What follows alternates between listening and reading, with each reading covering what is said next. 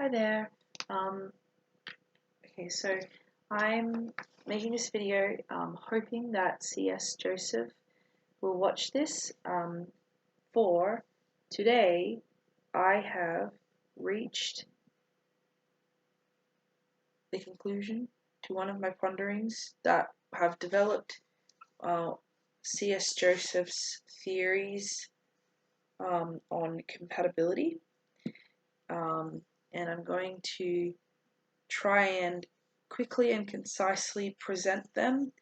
I want to say that I absolutely love watching C.S. Joseph's videos, and I would just really love to be able to communicate this to him. So here it is. Here is the current diagram of a golden pair, what C.S. Joseph has labeled a golden pair, and why. These channels, these lines here, represent a channel of communication. FE seeking to communicate to FI, NI to NE, SE to SI, TI to TE. Now, I agree that your best matches won't use the same cognitive functions as you. I kind of see it as two halves of one whole, to put it simply. And I won't keep the ball rolling too much in that subject because I want to get into the other things. So I just want to set that rule. C.S. Joseph and I agree that your best match will be complementary to you. Complementary being, blue and red opposites.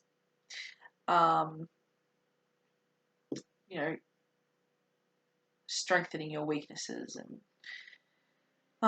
covering your weaknesses and so on and so forth. So, alright, cool, we agree with that.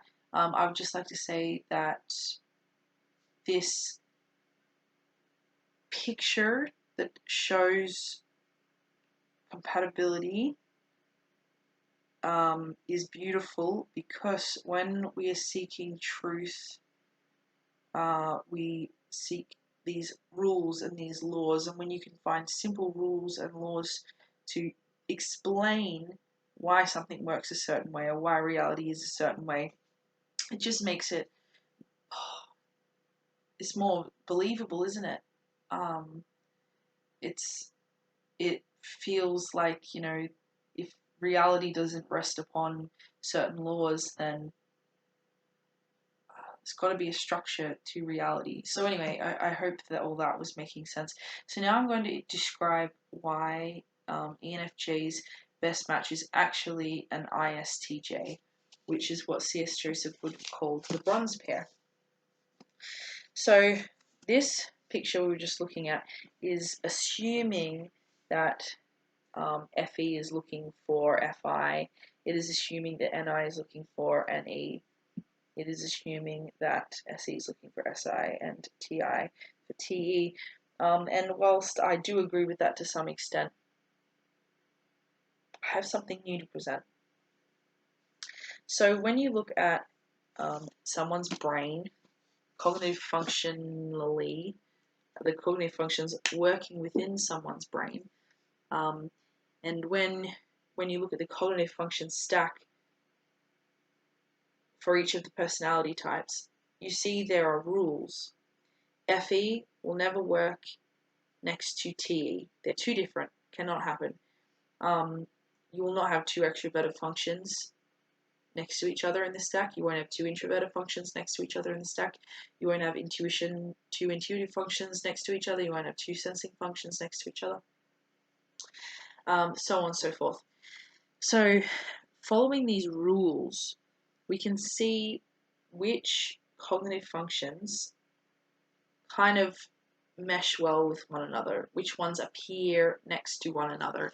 And so FE, I'm just going to pause it for a second so I can draw something up.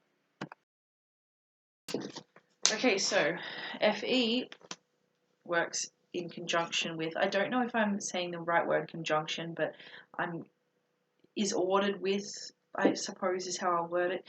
FE here is ordered with SI. FE here is ordered next to SI and TI. We already have TI, so we're not looking for that. ESTP uses the same cognitive functions, we're not looking for it. ISTP uses the same cognitive functions, not looking for it. INFJ, same cognitive functions, not looking for it. INTP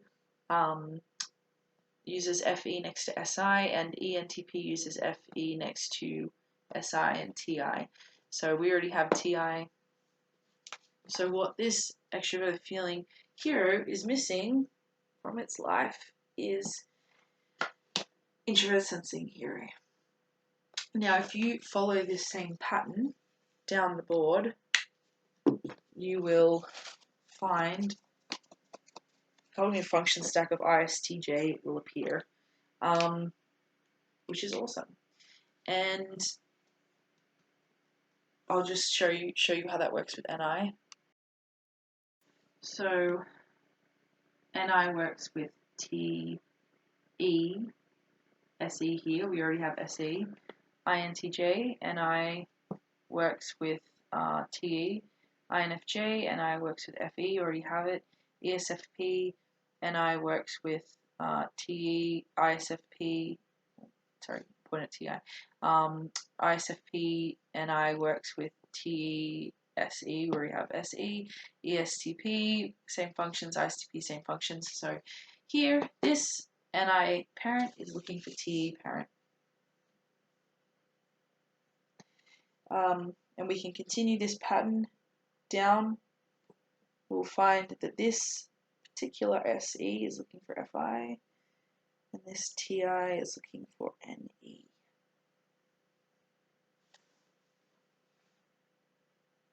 And then if you want, you can go, well, yes, FE's got its FI, and NE has its NE, and SE has its SI, and TI has its T.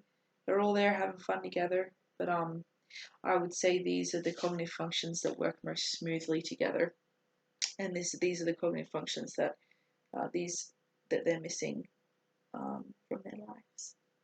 So you can use this with any of the personality types with one another to exemplify compatibility.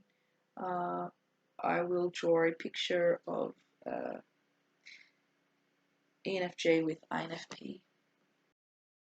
Okay, so here we have ENFJ with INFP. This resembles what C.S. Joseph would have drawn for ENFJ and ISTJ. This resembles what would have been for an ENTJ and an ISFJ, what would have been for an INTP and an ESFP. Now, the golden pair is the bronze pair, and the bronze pair is the golden pair. This is the ENFJ with the ISTP. As you can see, this is still a very complicated relationship. My baby just woke up. Okay, so that's the theory presented in its entirety. Thank you for watching.